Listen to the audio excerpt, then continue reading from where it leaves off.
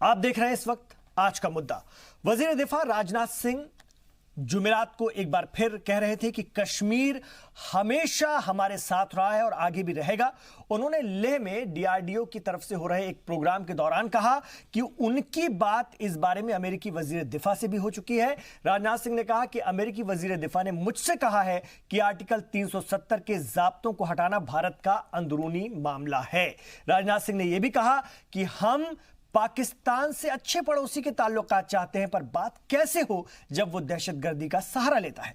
राजनाथ सिंह ने कहा कि मैं पूछता हूं कि कश्मीर उसका कब था, वो हमेशा भारत का था। जबरदस्ती का रोना रो रहा है पाकिस्तान इस बारे में, और इस बीच घबराए पाकिस्तान ने कम दूरी तक मार करने वाली मिसाइल गजनवी का टेस्ट भी किया है। यह चीन की F-11 मिसाइल की नकल है और सब जानते हैं कि चीन की शह पर या चीन पीछे है, इस पर पाकिस्तान इस तरह की धमकियां दे रहा है, न्यूक्लियर जंग की बात कर रहा है, बार बार ऐसे बयान दे रहा है जो कि हिंदुस्तान जिसको अभी नजरअंदाज कर रहा है। और ना ही हम इस तरह से कोई बात कर रहे हैं, ना सीधे कोई ऐसी बात कर रहे हैं, लेकिन पाकिस्तान की तरफ से आप देखिए उनके तमाम लोग और उनके प्राइम मिनिस्टर, उनके सदर जिहाद की बात करते हैं, जंग की बात करते हैं। कुछ मिनिस्टर्स तो कह रहे हैं कि नवंबर में जंग भी हो सकती है। तो यह है गैर जिम्मेदाराना रवैया, इस पर हम बात करेंगे। मेरे साथ मेरे 5 सवाल भी होंगे जिनके इर्द गिर्द हमारी चर्चा घूमेगी। हमारा आज का पहला सवाल है कि क्या जंग की उल्टी गिनती शुरू हो चुकी है। हमारा दूसरा सवाल, अब मकबूजा कश्मीर को लेने का सही वक्त आ चुका है क्या। राजनाथ सिंह ने भी, वजीर आजम नरेंद्र मोदी ने भी और वजीर दाखिला अमित शाह ने भी साफ कहा है कि अब जो भी बात होगी वो मकबूजा कश्मीर पर होगी। तीसरा, बौखलाए पाकिस्तान की गीदड़ भभकी वाला ड्रामा कब तक चलेगा, ये भी एक बड़ा सवाल है। और ये जो गीदड़ भभकी आज जो फुलझड़ी छोड़कर पाकिस्तान देने की कोशिश कर रहा है, उसका हिंदुस्तान पर कोई असर नहीं होता, कोई फर्क नहीं पड़ता। ये चीन की नकल की मिसाइलें हैं, चीन उनको बनाता है, छोटी दूरी तक मार करने वाली मिसाइलें, बस ये दिखाना कि इलाके में टेंशन है, कोई मुदाखलत करे, तीसरी ताकतें यहां पर आकर के कुछ इसमें इंटरफेरेंस करे, बस पाकिस्तान ये चाहता, लेकिन कोई ध्यान ही नहीं दे रहा है। चौथा सवाल, हिंदुस्तान और दुनिया की बेतवज्जोही से खिसियाए इमरान खान का क्या हो सकता है अगला कदम, इस पर भी हम बात करेंगे। मेरे साथ क्योंकि एक्सपर्ट्स रहेंगे, पैनलिस्ट हैं। और पांचवा सवाल, राजनाथ सिंह की पाकिस्तान को खरी खरी के मायने क्या, आज जो बातें उन्होंने रखी। तो लेह पहुंचे थे वजीर दिफा राजनाथ सिंह और कश्मीर पर पाकिस्तान को एक बार फिर से उन्होंने करारा जवाब दिया। राजनाथ सिंह ने अपने खिताब के दौरान कश्मीर मामले पर पाकिस्तान को दो टूक कहा है। पहले मैं आपको वो दिखाता हूं, फिर आगे बढ़ते हैं। कश्मीर कब पाकिस्तान का हो गया कि आप कश्मीर को लेकर बराबर रोते रहते हो। अलग रियासत बनाए जाने के बाद पहली मर्तबा लद्दाख पहुंचे वजीर दिफा राजनाथ सिंह के तेवर पाकिस्तानी हुक्मरान और पाक आर्मी के होश उड़ाने के लिए काफी थे। इफ्तिताही जलसे में काफी तादाद में मकामी लोगों के साथ ही जवान भी मौजूद रहे। राजनाथ सिंह ने इस दौरान किसानों, जवानों और साइंस के शोबे में बेहतरीन काम करने वाले लोगों को खिताब किया। राजनाथ सिंह ने कश्मीर पर पाकिस्तान के रुख पर जबरदस्त हमला किया है। उन्होंने पूछा कि कश्मीर पाकिस्तान का कब था जो इसे लेकर रोते रहता है। कश्मीर कब पाकिस्तान का हो गया कि आप कश्मीर को लेकर बराबर रोते रहते हो। कश्मीर कब पाकिस्तान का था। अरे भाई, पहले तो जो आज पाकिस्तान बना है वो तो भारत का ही हिस्सा था। किस बात को लेकर आपको आपत्ति है, क्यों अनावश्यक रोते हैं। आप पाकिस्तान बन गया तो हम आपके वजूद का सम्मान करते हैं। इसका मतलब यह नहीं है कि जो मन में आए वो आप बोलते रहें और जानबूझकर बड़े प्लान्ड वे में कश्मीर के सवाल पर बराबर बयानबाजी करते रहें। दुनिया का कोई देश इसकी इजाजत आपको नहीं देगा। राजनाथ सिंह ने साफ कहा कि कश्मीर पर पाकिस्तान को बोलने का मतलब है ही नहीं, जबकि पाकिस्तान ने पीओके, गिलगिट, बाल्टिस्तान पर गैर कानूनी कब्जा किया हुआ है। पाकिस्तान के वजूद पर सवाल उठाते हुए वजीर दिफा ने कहा कि पाकिस्तान भी भारत से निकलकर बना है। जो आज पाकिस्तान बना है वो तो भारत का ही हिस्सा था। कि पहले से ये बात तय थी, कश्मीर हमारा है, इसमें कहीं किसी को कोई संदेह नहीं था। बातें कश्मीर को लेकर पाकिस्तान के द्वारा की जाती हैं। हाँ, गिलगिट बाल्टिस्तान, पीओके, पाकिस्तान, ये सब तो जहां तक है वो सब भारत के ही हिस्से हैं। 94 में हमारी पार्लियामेंट में एक रेजोल्यूशन भी किया है इसके बारे में। वजीर दिफा लेह में 26वें किसान जवान विज्ञान मेले का इफ्तिताह करने पहुंचे थे, लेकिन यहां से जो धमाका वजीर दिफा ने किया वो पाकिस्तान में कई दिनों तक सुनाई देता रहेगा। ब्यूरो रिपोर्ट, जी सलाम। तो खाने को नहीं दाने और मिसाइल से चले डराने, पाकिस्तान की हालत यह हो गई है। डरा हुआ पाकिस्तान कितनी भी फुलझड़ियां चला ले, कितने भी खिलौने छोड़ दे, हिंदुस्तान नाम भी नहीं लेता। वजीर आजम नरेंद्र मोदी ने भी कभी नाम नहीं लिया। अमेरिका के प्रेसिडेंट के साथ भी जब वो बात कर रहे थे तो उन्होंने कहा कि इलाके की कुछ ताकतों को या कुछ लोगों को समझना चाहिए, गैर जिम्मेदाराना बातों से बचना चाहिए। जब भी उन्होंने कहा है तो कहा है कि आसपास के लोगों को धैर्य से काम लेना चाहिए। इसी से पाकिस्तान को तकलीफ है कि आप वो कश्मीर कश्मीर कश्मीर कश्मीर करके जो है रोना रो रहे हैं, कश्मीरियों के साथ हैं, हम कश्मीरियों के लिए ऐसा करें, जबकि कश्मीरियों को आपकी फिक्र नहीं। कश्मीरी अपनी फलाह बहबूद का सोच रहे हैं, अपनी बेहतर जिंदगी का सोच रहे हैं, अपने मुस्तकबिल का सोच रहे हैं और वो आगे बढ़ने की तैयारी में है।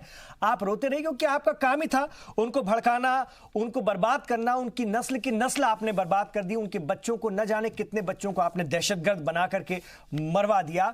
ये आपकी हिकमत अमली थी और आप इसी पर आप बौखलाए हुए कि एकाएक चीज आपके हाथ से कैसे छूट गई। आपका ये सारा प्रोपेगेंडा, आपकी सारी तैयारी एक झटके में कैसी अलग हो गई, ये आपके साथ दिक्कत हो गई। इस पर हम बात करेंगे।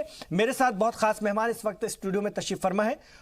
मैं उनका तारुफ भी आपसे कराना चाहूंगा। हमारे साथ इस वक्त जुड़ चुके हैं रविंद्र सचदेव जी, फॉरेन मामलों के एक्सपर्ट हैं, विदेशी मामलों के बेहद जानकार हैं। वो भी इस वक्त हमारे साथ हैं। थोड़ी देर बाद आपको वो स्क्रीन पर नजर आएंगे। मैंने अपने साथ रत्नेश द्विवेदी जी को भी जोड़ा है। सियासी तज्जियाकार हैं, सीनियर सहाफ़ी हैं, अक्सर हमारे प्रोग्राम का हिस्सा बनते हैं, बहुत ही सुलझे हुए अंदाज में अपना मौक़िफ़ रखते हैं और सबसे बड़ी बात है जानकारी। जब जब मुझे बेहतर जानकारी की ज़रूरत होती है तो मैं रत्नेश जी को अपने साथ रखता हूं। A.K. श्रीवास्तव साहब भी हमारे साथ हैं, डिफेंस एक्सपर्ट के तौर पर हमारा साथ देंगे। साथ ही मेरे साथ होंगी सुबही खान, जो सभी आपको स्क्रीन पर अभी थोड़ी देर में नजर आएंगे।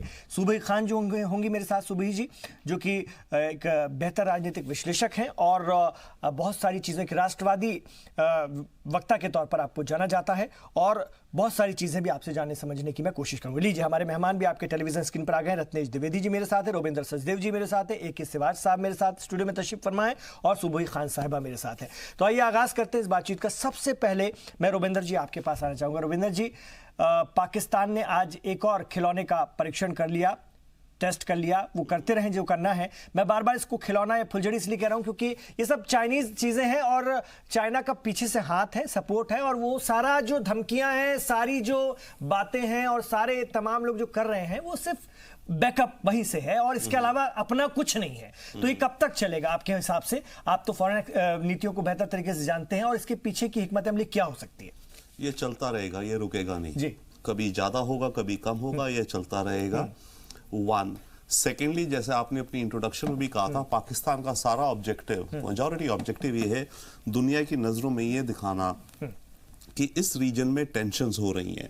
देखिए, पाकिस्तान का एक जो आर्ग्यूमेंट था पहला कि कश्मीर का जो मुद्दा लेके पाकिस्तान वर्ल्ड स्टेज पे जा रहा था वो अब साइड में हो गया, राइट? तो कश्मीर के बाहर अंदर क्या हो रहा है या कश्मीर क्या है उसकी बात ज्यादा नहीं, पर पाकिस्तान ये दिखाना चाहेगा दुनिया में कि इस पूरी चीज को लेके इस इलाके में टेंशन्स हो रही हैं बहुत ज्यादा और इसके चलते ऑब्वियसली उसका इंटरेस्ट है कि वर्ल्ड कम्युनिटी को इकट्ठा करना और भारत के साथ बात करवाने के प्रयास करने का उसका प्रयास रहेगा। तो ये चलता रहेगा, ये कम नहीं होगा। एंड सेकेंडली मैं एक चीज़ और कहूँगा, अनफॉर्चुनेटली हम इन्हें चाहे फुलझड़ियाँ कहें एटसेट्रा आप कहें या हम कहें सब, राइट, हम कहें, बट बाय द वे इनमें थोड़ा खतरा भी है इन चीज़ों में, क्योंकि इन चीज़ों का खतरा कुछ पता नहीं था कौन सी चीज़ कब स्पाइरल अप हो जाती है जी। तो ऑब्वियसली बट श्योर हमारी डिफेंस और हमारी इंटेलिजेंस एजेंसी सब वो इस चीज़ से अच्छे से वाकिफ हैं, उनको हैंडल करने का पूरा स्ट्रैटेजीज हैं, बट स्टिल ये खतरे रहेंगे और इसके अलावा और भी खतरे होंगे जो कि जैसे आज खबरें आ रही हैं कि कुछ कच्छ में, रान ऑफ कच्छ में वहां से रिपोर्ट्स आ रही हैं कि कुछ अंडर वाटर कुछ टेररिस्ट आ सकते हैं या नीचे तमिलनाडु में उस तरह। तमिलनाडु से कोयम्बटूर में छापेमारी भी हुई है, कुछ लोगों को हिरासत में भी लिया गया है। इधर दिल्ली NCR में भी बड़े हमले का खतरा एजेंसियां बता रही हैं। श्योर, तो दहशतगर्दाना, हाँ, ये दहशत, सो वो दो तरह के होंगे। तो कुछ तो होंगे पाकिस्तान के थ्रू जो पुश करे गए हैं और दूसरा अनफॉर्चुनेटली ये भी हो सकता है कि जो पाकिस्तानी प्रोपेगेंडा, देखिए आप मटेरियल तो क्रॉस बॉर्डर पे रोक सकते हैं, पर जो प्रोपेगेंडा आता है उसको आप नहीं रोक सकते हैं, राइट। और उस प्रोपेगेंडा से जो लोग मिसलीड हो जाएंगे, जो रेडिकलाइज हो रखे हैं या ज्यादा हो जाएंगे, उनके भी कुछ इंसिडेंट्स हो सकते हैं, और उन इंसिडेंट्स को लेके पाकिस्तान फिर वो करेगा। बट बात यह कि पाकिस्तान ये सब करता रहेगा, इस चीजों का मैं क्या कहूं कि एंड गेम तो कोई नहीं कह सकता क्या होगा, बट ये एक तरह का कुछ वरीसम सिचुएशन भी है अभी और आगे भी। ऑब्वियसली हम वी आर सशक्त, वी आर मच स्ट्रॉन्गर, और हम रिपेल कर लेंगे इन सब चीजों को अलग अलग फ्रंट्स पे, डिप्लोमेटिक फ्रंट पे, if need be military front पे भी। बट इट्स ये एक चैलेंज और हेडेक बना रहेगा हमारे लिए, इसको हमें रिड्यूस करना है, और इस चैलेंज को कुछ हद तक रिड्यूस करने का स्कोप हमारे पास है डेफिनेटली। जैसे फॉर एग्जाम्पल कश्मीर में धीरे धीरे शांति, अमन, सिक्योरिटी ब्लैंकेट हटे, रूटीन लाइफ वापस आए, और वहां की डेमोक्रेसी, डेमोक्रेटिक पार्टिसिपेशन बढ़े। जैसे ही वो बढ़ती जाएगी, डेवलपमेंट होती जाएगी, तो कुछ ये हेडेक्स कम होते जाएंगे। पर क्या करें, नेबर है हमारा, इसके साथ हमें रहना है। बिल्कुल। और वो इस वक्त जो रोना वो रो रहा है, वो उसकी मजबूरी है। वो अगर ऐसा नहीं करेगा तो अपनी आवाम को क्या जवाब देगा। ये सारे जो टेस्ट हो रहे हैं वो इसलिए हो रहे हैं कि अपनी जनता को कम से कम वो भरोसा दे सकें कि देखिए हम जिस कॉज को लेकर के आपके साथ चल रहे थे उस पर हम कायम हैं, बरकरार है। इसके अलावा उनके पास अब कोई चारा नहीं है। बस मैं आ रहा हूं आपके पास सुबह जी, लेकिन मैं सिवाज साहब के पास जाना चाहूंगा। सिवाज साहब, क्या जंग की उल्टी गिनती शुरू हो चुकी है, ऐसा माना जाए फिलहाल? ना, बिल्कुल नहीं, बिल्कुल नहीं मानना चाहिए। देखो ऐसा है कि किसी न किसी तरीके से आज पाकिस्तान बुखलाया हुआ है, और उसको दो कॉन्स्टिट्यूंसी को आज की तरफ वो एक प्रकार से टारगेट कर रहा है। एक तो वो अपने देश के अवाम को दिखाना चाहता है कि भाई अगर ये आर्टिकल 370 और 335A पाकिस्तान भारत ने कश्मीर से हटा दिया है, इसके लिए अगर हमें युद्ध पे भी जाना पड़े तो हम तैयार हैं। और ये इसलिए गिद्दड़ भभकी दे रहा है। जो ये गजनवी आज टेस्ट की है 290 किलोमीटर, जिसके न्यूक्लियर टिप्ड है, जिसके अंदर न्यूक्लियर वेपन भी हो सकता है। आपने बिल्कुल ठीक बोला, ये पुराना एक चाइनीज मिसाइल ही है, मगर ये तो पहले टेस्ट कर चुके थे। ये क्यों करके दिखा रहे हैं बार बार? इसलिए तो सर मैं आपसे पूछ रहा हूं, वो वहां से प्रोवोक कर रहे हैं, मतलब वो कर रहे हैं ना कोशिश, वो दिखाने की कोशिश कर रहे हैं कि इलाके में हम इस वक्त गुस्से में हैं और हम इस तरह की हरकत कर सकते हैं, या अपने मैसेज दे रहे हैं। तो मेरा सवाल ये है आपसे कि क्या फिर हम माने कि ऐसा कुछ हो सकता है? वहां के जनरल कर्नल, वहां के लीडरान खुलकर कह रहे हैं, आप टेलीविजन वहां का देख ही रहे होंगे, ठीक है, लगातार वो कह रहे हैं, वो तो धमकी खुलेआम दे रहे हैं। देखो अगर नहीं धमकी देंगे तो देश टूट जाएगा ना उनका। आज वो दिखाना चाहते हैं, नहीं कहेंगे भी आपने चूड़ियां पहन रखी, आप कुछ नहीं कर सकते। तो किसी प्रकार से ये गिद्दड़ भभकी दे रहे हैं देश के अंदर अवाम को बताने के लिए कि हम किसी हद तक जा सकते हैं, मगर किस हद तक जा सकते हैं वो हमें मालूम है। आज की तारीख में जो न्यूक्लियर हथियार है, एक पॉलिटिकल वेपन है, मिलिट्री वेपन नहीं है, इसको बच्चे की तरह इस्तेमाल नहीं कर सकते। तो मैंने आपको बताया, एक तो ये अपनी जो नॉर्मल आवाम है उसको बता रहे हैं, दूसरा कहीं ना कहीं ये इंटरनेशनल कम्युनिटी को बताने की ट्राई कर रहे हैं कि ये जो कश्मीर का मुद्दा है ये न्यूक्लियर फ्लैश पॉइंट है, इसके अंदर मध्यस्थता होनी चाहिए, यूनाइटेड नेशन आना चाहिए, यूएसए को मध्यस्थता करनी चाहिए, नहीं तो सिचुएशन ऐसी खराब हो सकती है कि लड़ाई होने की नौबत भी पड़ सकती है। और वो कहीं अमेरिका पर प्रेशर डाल रहे हैं कि अगर आपको हमारा सहारा चाहिए अफगानिस्तान से निकलने के लिए, तालिबान से बात करने के लिए, पर हम आपका सहारा नहीं दे सकते क्योंकि हमारा जो ईस्टर्न बॉर्डर है वहां पर लड़ाई के हालात हो गए हैं भारत के साथ। तो ये दो बातें हैं बड़ी मुद्दे में। मगर मैं ये बताना चाहता हूं कि ये क्या कर सकता है पाकिस्तान, दो तीन चीजें बहुत बुरी कर सकता है। एक तो आतंकवादी गतिविधियों को तेज करेगा भारत के अंदर, जो कश्मीर के अंदर है, लश्कर तौबा, जैसे मोहम्मद, हिजबुल मुजाहिदीन और उसमें मजहब का मुलम्मा चढ़ा करके, मजहब का मुलम्मा चढ़ा करके, जो कि इमरान खान भी खुद कह रहे हैं अब तो अपनी संसद से कि जिहाद का वक्त भी आएगा तो करेंगे, आखिरी दम तक करेंगे। जी, तो ये इन्फिल्ट्रेशन की अटेम्प्ट ना, उसको पता लाइन ऑफ कंट्रोल में अब नहीं हो पा रही, तो कहीं ना कहीं गुजरात से कमांडो भेजने की, अंडर वाटर भेजने की, कोस्टल एरिया में भेजेगा, आतंकवाद पूरे देश के अंदर फैलाने, एसिमेट्रिक वारफेयर का इस्तेमाल करेगा, अफवाहें फैलाएगा, इंफॉर्मेशन वारफेयर करेगा, और एक प्रकार से फेक न्यूज करेगा, साइबर का इस्तेमाल करेगा। ये हमें चौकन्ना रहना है। आईडी ब्लास्ट कर सकता है कश्मीर घाटी में भी और हिस्से में भी। तो एसिमेट्रिक वॉरफेयर है उसका करेगा। अब जो पॉइंट आया कि कहीं ऐसा ये स्पाइरल तो और एक तो मजे की बात देखिए, दंतेवाड़ा का वीडियो दिखा करके पाकिस्तानी चैनल प्रोपेगेंडा कर रहे हैं कि खुद कुछ हमलावर ने खुद तो ये हमें चौकन्ना रहना है और हमें जिस प्रोपेगेंडा की आप बात कर रहे हैं, अफवाह उड़ाने वाली जो नीति है, पर्दाफाश करना है वर्ल्ड के अंदर। मैं सुबह बस आपके पास आ रहा हूं, मैं एक बार रत्नेश जी के पास जाना चाहूंगा। रत्नेश जी, हिंदुस्तान पर तो कोई खास असर नहीं हो रहा है, दुनिया पर ये सारी हरकतों का, ये जो प्रोपेगेंडा, इसका कुछ असर होगा आपको लगता है? देखिए, दो हिस्से सीधे सीधे बट गए। एक तरफ तो इंडिया है, भारत है, जो इसको पूरे के पूरा डोमेस्टिक इशू मानना चाहता है और बताना चाहता है, जो कि है भी। दूसरी तरफ पाकिस्तान है जो इसका अंतर्राष्ट्रीयकरण करने में लगा हुआ है। आज ही इमरान खान साहब का ट्वीट आया है कि कल के लिए जुमे की नमाज के बाद उन्होंने आह्वान किया है वहां की पब्लिक से कि आप बाहर निकलिए और कश्मीरियों के लिए एकजुट होइए। तो ये इस तरह के आंदोलन चला के पाकिस्तान के अंदर, और बार बार अभी दोबारा वो यूएन में उन्होंने चिट्ठी लिखी है, वो ये दिखाना चाहते हैं कि यहाँ पे बहुत बड़ी प्रॉब्लम चल रही है, और वो ये दिखाना चाहते हैं कि पूरा पाकिस्तान इस समय कश्मीरियों के साथ खड़ा हुआ है। वो कश्मीरियों के हिमायती बनना चाहते हैं। राजनाथ सिंह जी ने कहा है कि आपका कश्मीर कब था। बात सही है, जब एक बार कोई डॉक्यूमेंटेड चीज हो गई, जो चीज पाकिस्तान, जो चीज भारत, बेगानी शादी में अब्दुल्ला दीवाना, बेगानी शादी में अब्दुल्ला दीवाना। एक बार मेरी आपसे, जब आप मुझे इनवाइट कर रहे थे, आपसे चर्चा हुई थी कि ये मामला अभी चलेगा। ये भारत अगर इसको क्लोज ऑफ करना चाहता है तो पाकिस्तान इसको क्लोज नहीं होने देगा। उसकी कोशिश ये होगी कि ये जीवित रहे मामला, और इसको ज्यादा से ज्यादा देशों का अटेंशन मिले। वो एक चीज में कल वो फ्राइडे मनाएंगे, कौन सा फ्राइडे पता नहीं, कश्मीरियों के लिए फ्राइडे मनाएंगे, सायरन बजा बजा के रोड पर निकलेंगे, पता नहीं खुदा जाने भीख मांगेंगे कि क्या करेंगे। मुस्लिम देशों का सपोर्ट नहीं मिल रहा। बहरीन से हमारे प्रधानमंत्री नवाजे गए, यूएई से नवाजे गए, तो ये अलग थलग पड़ गए अंतरराष्ट्रीय बिरादरी से। मैं आ रहा हूं आपके पास सर। अब मैं सुबह जी आपके पास आ जाऊंगा। मैं चाह रहा था कि आप सब कुछ सुन लें। मेरा जो आपसे सवाल है, आप चूंकि बहुत सारी चीजों को मनोवैज्ञानिक रूप से भी समझती हैं, धार्मिक चीजों को बहुत अच्छे से एक्सप्लेन करती हैं।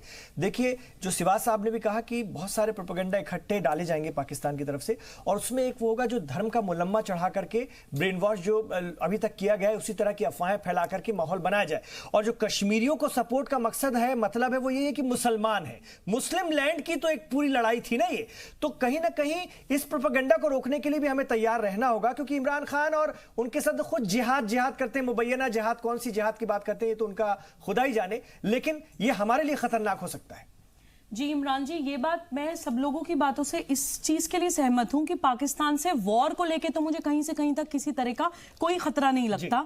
क्योंकि देखिए, एक तो हम ग्लोबल सिविलाइजेशन है, हम सारी चीजें ग्लोबली, सारी कंट्रीज कनेक्टेड होती हैं, और पाकिस्तान इंटरनेशनली बिल्कुल आइसोलेट हो चुका है। चाइना के अलावा उसको और किसी चीज की सपोर्ट नहीं है, पहली चीज। और सारी इंटरनेशनल सपोर्ट इंडिया को है। इस टाइम इंडिया बहुत सारी हिम्मत भी वहीं से आ रही है, उसको जो बैकअप है वो वहीं से, ये जो आवाज निकल रही है ना इमरान खान की, धमकियां, ये सब वही का बैकअप है और कुछ। अरे इमरान जी ये हिम्मत नहीं है, ये जैसा कि अभी बोला था सर ने कि ये बौखलाहट है, ये खिसियानी बिल्ली खंबा नोच रही है, सिर्फ फ्रस्ट्रेट होके कुछ बोल रहे हैं। मैंने कुछ दिन पहले भी आपको एक एग्जांपल दिया था, मैं दोबारा देना चाहती हूं क्योंकि आज के सब्जेक्ट में वो रेलेवेंट है। मैं आपको ये बताना चाहती हूं कि हम लोग अमेरिका को बहुत स्ट्रॉन्ग पावर, एक we look up to America, सब लोग अमेरिका को बहुत स्ट्रॉन्ग पावर की तरह देखते हैं। लेकिन अमेरिका ने जितनी भी मिडिल ईस्ट कंट्रीज पे अभी तक जो भी आक्रमण किया, इराक पे, सीरिया पे, अफगानिस्तान पे, वो सारी नॉन न्यूक्लियर स्टेट्स थी और अमेरिका की पड़ोसी भी नहीं थी। सिर्फ नॉर्थ कोरिया की मिसाइल की रेंज में अमेरिका है।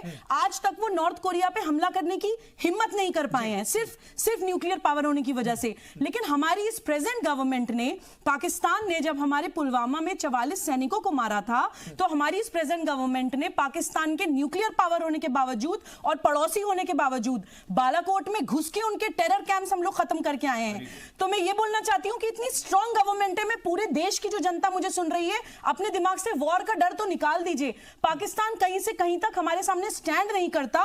उसकी उधार का खाना है, उधार की सैन्य सामग्री है, उधार की अर्थव्यवस्था है जो बहुत ही कमजोर और दुखदाई होती है और ज्यादा समय के लिए नहीं होती है। ऑन द कॉन्ट्ररी, मैं बताना चाहती हूं, please correct me if I am wrong sir, कि हमारे पास लॉन्ग रेंज के लिए अग्नि है, शॉर्ट रेंज के लिए पृथ्वी है, ब्रह्मोस है, पिनाक है, त्रिशूल है, नाग है, and all of these are homemade, हमारे अपने बनाए हुए। पाकिस्तान की तरह नॉर्थ कोरिया से खरीदे या उधार मांगे हुए नहीं है। तो जंग के लिए तो हम पूरी तरह से तैयार हैं। सिर्फ एक खतरा मैं मानती हूं पाकिस्तान का, जो इन्फिल्ट्रेशन की बात सर ने करी और जो आपने बोला कि जो हमारे हिंदुस्तानी मुसलमान हैं उनको इस्लाम का नाम लेके, उनको उम्मत का नाम लेके वर्गलाया जा सकता है और हमारा जो इंटरनल सिक्योरिटी है उसके साथ छेड़छाड़ हो सकती है। उसके लिए हम लोगों को देखिए, गवर्नमेंट तो हमारी प्रिपेयर्ड है ही। अभी आपने देखा NIA में भी बहुत चेंजेस हुए हैं, टेरर को कॉम्बैट करने की लॉज बहुत स्ट्रॉन्ग कर दी गई हैं, सिक्योरिटी एजेंसीज बहुत अच्छे से काम कर रही हैं। लेकिन एज अ समाज, एज अ सोसाइटी हमारी भी रिस्पॉन्सिबिलिटी है, स्पेशली इंडियन मुस्लिम्स की रिस्पॉन्सिबिलिटी है कि वो ये बात समझें कि जो एटलीस्ट पढ़े लिखे मुसलमान हैं, जो पॉलिटिक्स समझते हैं और जो जेन्युइनली अल्लाह के इस्लाम को समझते हैं, मुल्ला के इस्लाम की बात नहीं मैं कर रही हूं, जो अल्लाह के इस्लाम को समझते हैं, अपने कुरान को समझते हैं, उन लोगों को आगे आके जगह जगह जन जागरण करना चाहिए। अभी हम लोग भी एज अ टीम कश्मीर में जा रहे हैं। I think in the next 15-20 days we are planning to go to Kashmir. वहां पे जाके हम उन मुसलमान यूथ को बताना चाहते हैं, दोबारा एक एग्जांपल देती हूं क्योंकि आज फिर रेलेवेंट है, कि जो मुसलमान कश्मीरी यूथ इंडियन आर्मी पे पत्थरबाजी करता है, मैं उस कश्मीरी यूथ को जाके बताना चाहती हूं कि 1947 में जब पाकिस्तानियों ने कबायली अटैक किया था तो उन मुसलमानों ने आपको चुन चुन के मुसलमानों को ही मारा था। उन्होंने आपको मुसलमान समझ के छोड़ा नहीं था, उन्होंने आपको हिंदुस्तानी समझ के मारा था। और इसी इंडियन आर्मी ने, जिसपे आप लोग पत्थरबाजी करते हैं, इन्होंने आपके पूर्वजों को अपनी जान पे खेल के बचाया था। तो नेक्स्ट टाइम कभी भी उस आर्मी पे पत्थर उठाने से पहले अपने उन पूर्वजों की कब्रों पे जाइएगा। आपके हाथ से पत्थर ना छूट जाए तो मैं अपना नाम बदल दूंगी। तो मैं ये बोलना चाहती हूं कि मुस्लिम्स को प्लीज अपने देश से अपने अंदर एक राष्ट्रवादी सोच लाइए और ये देखिए कि इस कंट्री ने मुसलमानों के लिए, इमरान जी जस्ट मुझे कुछ सेकंड्स और दीजिएगा, इस देश ने मुसलमानों के लिए क्या क्या नहीं किया है। प्रॉफिट मोहम्मद का एक बाल कश्मीर में था, कुछ सालों पहले वो बाल खो गया था, सारी सिक्योरिटी एजेंसीज वो बाल ढूंढने के लिए लग गई थी। रामपुर में रजा लाइब्रेरी में हजरत अली के हाथ के लिखे हुए कुरान की मैन्युस्क्रिप्ट आज भी सही सलामत मौजूद है। उस कंट्री में, जिस कंट्री में मुस्लिम इन्वेडर्स ने यूनिवर्सिटीज जला दी, 40,000 मंदिर तोड़ दिए, लेकिन उस कंट्री की संस्कृति ने आपके इस्लाम को, आपके इस्लाम की हेरिटेज को, आपके कुरान को, आपके खुदा को संजो के रखा हुआ है। मदीना के बाद पहली मस्जिद जो इस दुनिया में बनी है वो हिंदुस्तान की सरजमी पे बनी है। हिंदू राजा ने जमीन दान देने के वो मस्जिद बनाई है। राम मंदिर पे हम लोग राम मंदिर बनने नहीं दे रहे हैं। बहुत से जो कट्टरवादी मुसलमान हैं, आपकी जो वो मस्जिद है वो आज भी शान से साउथ इंडिया में खड़ी हुई है, उसके ऊपर कोई उंगली नहीं उठाता है। उसी अयोध्या की एक और एग्जांपल देती हूं इमरान जी, प्लीज ये सेंसिटिव टॉपिक है, थोड़ा इमोशनल होकर मैं ज्यादा बोल रही हूं, I am sorry, I am taking your time.